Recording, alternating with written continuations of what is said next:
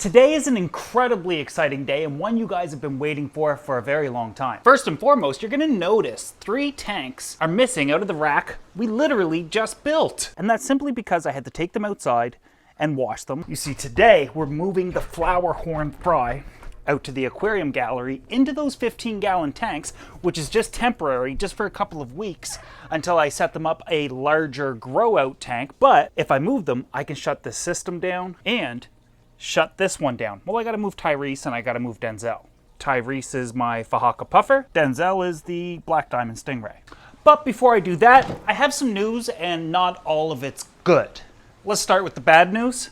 The bad news is relatively simple. About a month ago, I had to make the executive decision of I no longer can keep my flowerhorn or the King Kong parrot fish that we crossed to create these babies. And that decision was pretty simple.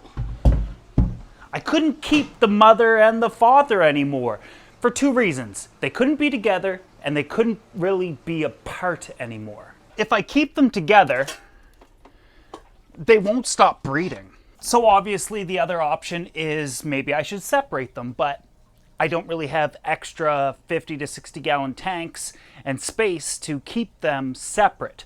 Why would I separate them in the first place? It goes back to the first thing.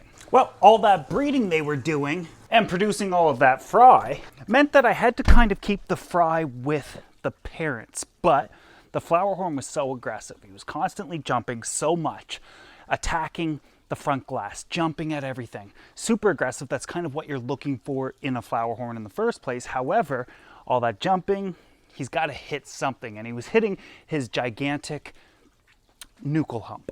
And while jumping and hitting that nuchal hump, he developed a bit of a sore on his head. Now, I'm the father of 2 children, and what I can say is children are parasites. You see, when he was with the fry in that aquarium with that sore on his head, he'd need to be treated separately. And if I didn't move him, well, the fry were eating his head. Thus, I'm left with just a couple of choices. And I know what you're thinking. We'll just separate the parents, separate the fry, heal the flowerhorn, put them back. And again, this whole thing was happening. It was already kind of motions in play. And if I removed the flowerhorn to treat him, the babies have to be removed because the mother would eat them. But if I took the fry out, they'd just breed again. In retrospect, I probably shouldn't have got into breeding had I remembered how much of a nightmare it truly is. Reminds me of breeding discus and eventually trying to sell them, etc. from many, many years ago. And that is the reason I stopped completely. I'm just gonna leave you like that. I guess you could say it's too much. It's better to have too much sponge than not enough. This is the ghetto version of a matte and filter. So the options started to become more clear. Keep the parents together and simply remove all the fry, but feed the fry to other fish and raise what we got and try to find tanks for them. 2, separate the parents, grow out the fry, figure things out. Those 2 guys can never go back together until the father heals, which he's probably never gonna heal because he was just too darn aggressive. Or do we resort to why we did this in the first place? Let's see what happens when we cross these 2 fish. And we're about to find out. But first, I think we should probably discuss what the bad news was in the first place. The bad news is I decided to rehome the flowerhorn and the King Kong parrot to a friend of mine who's in a 120-gallon tank, and they won't breed anymore. But that's the beauty of breeding fish. When I was breeding discus, I used to find that diet can help, water changes can help, fluctuations in the water changes can, trigger. All of this can trigger. However, my number one thing that always used to trigger my fish was moving tanks, moving location, that sort of thing. And I'm not sure if you've ever bred fish, but it certainly does work a lot of the times with cichlids. Like you might buy a pair that was breeding for somebody, then you get them and they don't breed for you, or vice versa. Well, they're not breeding for my friend, and now we're left with all of the fry. However, there's not a lot of them, and they come from 2 different broeds. Okay, bad news out of the way. Are you guys ready for the good news? Good news is we're going to see what they look like at 2 different stages from a few months ago to just about a month ago or so. The other good news is we get to build do-it-yourself filters. Oh, back to the bad news. And it's besides the 2000 still not being rescaped, but we're working on it. We're going to do everything today. Set these tanks up, build the filters, get the fry in there, kind of divide them amongst the 15-gallon tanks, have a really good look at them, but it's probably just for about a week or two. You see, while I'm moving around 30 aquariums stocked with fish, I have to be incredibly calculative and ensure the health and safety of the fish and move the tanks methodically. Move the ones that I can move now, transfer fish to it. So what you're going to see in the days and of course weeks to come is we're going to be moving the tanks, getting the fish in them, make sure they're established, and then obviously rescaping a lot of them. However, these guys are just going in the 15s right now so I can free up those tanks so I can move them, and then they're going to go into bigger grow outs when I free up those tanks. The filters that we're going to build are essentially glorified sponge filters, also known as Hamburg Matten filters. We've got a large 2-inch sponge on this side, around, what's this, 30 ppi, pores per square inch, or pores per inch, and a small wave maker pump on this side. This one's facing you so you can see the pump, while this one you just see the sponge. And that's the beauty of these sponges, is it's a massive amount of surface area, just like a sponge filter. It will both biologically and mechanically filter the water. You put it on one end of the aquarium, kind of plug it in just like so, and that's literally all you see. Behind it we can put more filter media, we can put biological media, and we can easily clean it by simply taking out the entire sponge and kind of giving it a bit of a squeeze in tank water that isn't really going to be necessary, especially for the time we're going to have. And to be fair, I've never actually cleaned one. I just let them do their thing. It offers a massive amount of surface area for both bacteria, as well as it doesn't allow fry to transfer from one side to the other. Plus, again, this is all you see. And we all know we paint our aquariums black, blue, green, orange, yellow, whatever color you want to do. The downside is, of course, as we're looking straight on, we can see this area. But I've also shown you in the past where we've painted this area or put some window tint here where I've done the all-in-one filters. This isn't going to be much different, but as you can see, I had the sponge on hand, I cut it to size, I tossed it in.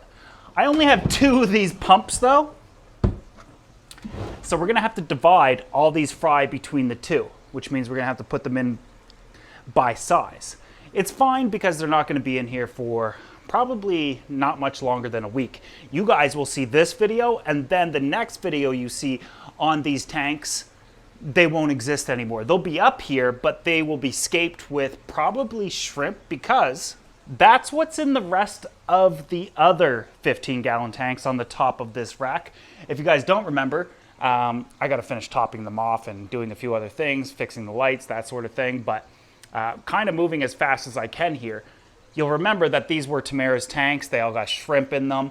She sets them and forgets them, and they do absolutely phenomenal. She just lets them grow wild, and that's what all of this is going to be. Some people are like, oh, maintenance is going to be crazy up there. It's going to be super difficult. Luckily, we have things like steps, stairs, ladders, and when I get up here, guys, it's not that difficult for me to get up here and do maintenance if I had to, but she doesn't even do water changes, and since these are her tanks, I'm not touching them. But that's what these 3 will eventually become as well. So let's get these 3 tanks up there. You see, I don't even need to put heaters in these tanks because I heat the gallery, not the tanks. Let's fill them up, and then let's see what the fry finally look at. I must admit, Tamara's been kind of in charge of the area downstairs while I run things out here, so I don't even know what they look like under lights. We're gonna find out together. As these tanks fill, and we're almost there, it's probably a great opportunity to explain a couple of things. First and foremost, I added in some more biological media behind it because why not? I took it from the 375-gallon system because it's got so much. As water is sucked from behind the sponge and pumped to the front, it has to be replaced, doesn't it? Because the sponge isn't a physical barrier. Water will flow back through it. As that water travels through it, it's going to trap all these little particulates, plus beneficial bacteria will live on it, completing the cycle, going through it just like that. Filtration building is incredibly simple, and this is one of the fastest and easiest filters you can build, so long as you got enough pumps, and in this case I kind of didn't. I just transferred the hose from this tank to that tank, and I didn't pinch it off hard enough, and I'm soaked. Hopefully you guys can still hear me, didn't mess up my mics, but I'm not sweating profusely. However, as I was looking around for something to dry myself off with, I'm grabbing t-shirts and anything else that I can get, stumbled across a tiny little pump. Let's make another one. I need some hose. All right, we're gonna take it from this, my water hose. Look how fast my water comes out here. Great water pressure. Cut you. Oh, get in there. Well, I guess I'm already soaked. Take a little bit of this hose. I'm gonna try to build this before that fills. All right, we're running out of time. Let's try this. Cut a hole in it, put the return through it, like so, and in you go. We got another tank ready for water. I love how hectic my hobby is. It brings me so much joy being a problem solver. Some more biomedia. But now you can kind of see why I've always advocated having extra sponge filters or sponge, extra media in your sumps or aquariums, hiding them because you might have an emergency tank to set up. And you might have to snip some scissors, grab a random pump of some sort, just like I did, but I set that up abundantly fast as the tank was filling. This one I pinched off fast enough to get in the tank. In the tank's defense, though, the hose did fall out, and that's why it's kind of pinched between the two tanks, so it can't do that again. So I guess there's that. Man, this tank is growing out of control. It's actually being upgraded to a 4-foot long tank. This one's only 32 inches. It has rope fish in there somewhere. But if you remember, all the valve was just in the back at one point. Now it's completely taken over. I can't grow this plant, so it'll be interesting what happens out in the gallery. If you guys have any tips, let me know. Tamara's just seems to leave it alone, and it does this. The game plan here, though, is simple. I've got a bucket right here, and I'm just going to put all of the flowerhorn fry from this 4-foot tank, if I can catch them all. Well, I'm going to have no choice. And all of them from this tank, which are the bigger guys, all in the same bucket, and then when I get outside, I'll sort them. Deal? Deal. What's up, Tyrese? What's up, Denzo? Unfortunately, though, I think most of this gotta come down. I'll steal water from this tank. Tamara's cute little water pump. Can't knock it though, because it works. I think I'm also going to take the dwarf Sagittaria from that tank that's floating, and from over there that we saved from the 16-foot, and float it in the 15-gallon tanks. Man, there's a lot of it. A lot more than I thought. Hopefully it's all alive. All right, that's a cool stick though. Check that out. I made it. I have a bunch of sticks. Yeah, they're all different sizes. One. Ooh. I'm going to do the culling process now, which means I'm going to select ones that you shouldn't raise. There's like kind of no hope for them, deformities and stuff. We got 3 in there so far. But culling is incredibly, it's not common, it's necessary. In the hobby, it happens everywhere, you just don't see it. It happens at the breeders and the exporters and that sort of thing. You don't see it at your local fish store. 4. There's 4 good ones. Ideally, we end up with maybe 6 phenomenal ones. There's a couple in here that are really small runts, and I can already tell that they have like reasons why they're that small. So we're just gonna collect the biggest ones. Maybe we can find 6 more good sized ones. Some of them are really small. She didn't really take care of this tank, so all the plants kind of just died off. Oh, sorry, they unalived. But that tiny little guy with bulging eyes, you're not coming. And Tamara said there was around 18 of them in here. But thus far, I've only captured 10. I'm gonna take these rocks out. Now, I know there's one more big one in here, but there's some tiny little ones, like little specks. They're not coming. They're just too small and stunted, or just bad genetics. There's another one there. We got 12 really good size. And then you're too small. Right now I'm making a mess, but it's so I can see if there's any big ones left. Just a couple little guys. I'll circle back later when everything kind of settles. But if you ask me, that's it. I gotta get the big guys. The big guys going in the same bucket. There's only 4 of these guys. Man, they're big. Big juicy ones. But it's kind of like a practical number to actually keep. I can't keep them all. And you wouldn't want to. The art of flowerhorn keeping isn't like produce as many as you can. It's to produce the perfect fish. And if I have 4 here and then another dozen in the bucket, that would mean 18 flowerhorn to kind of cultivate and see which one's the best. You know, I might end up with just 1. But these guys are a couple inches. Ooh, and showing coloration. Probably double check in here if there's any more big ones.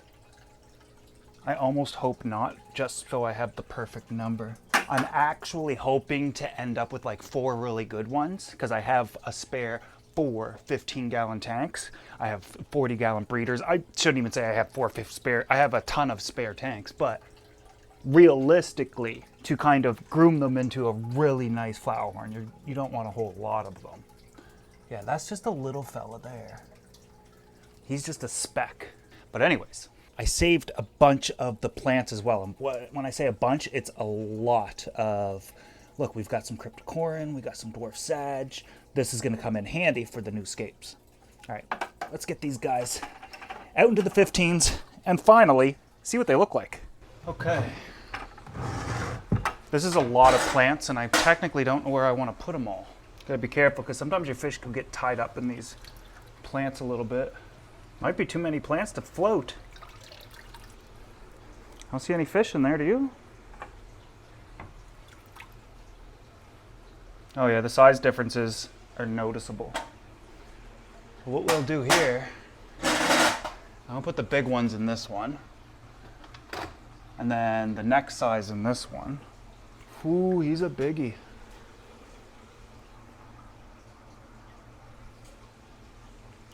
They look like little Jack Dempsey's.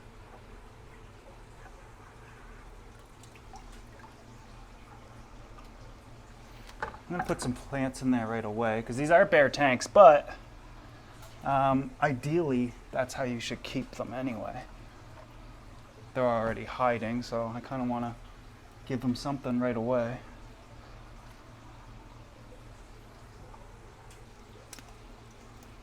Another big one. There's only 3. Where's the other big one? They're all the same size now. The rest are seemingly the same size. I'm just gonna do it with my hand. You seem pretty big. Yeah, those 3 are the biggest. You don't want to have too much of a size difference or they'll be bullying and stuff. How much there? 1, 2, 3, 4, 5, 6. But you are just small. Here's 6 for this tank. Check this out.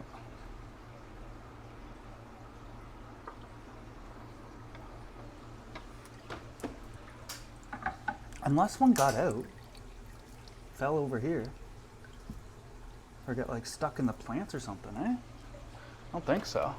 Here you go, guys. It's not looking like it.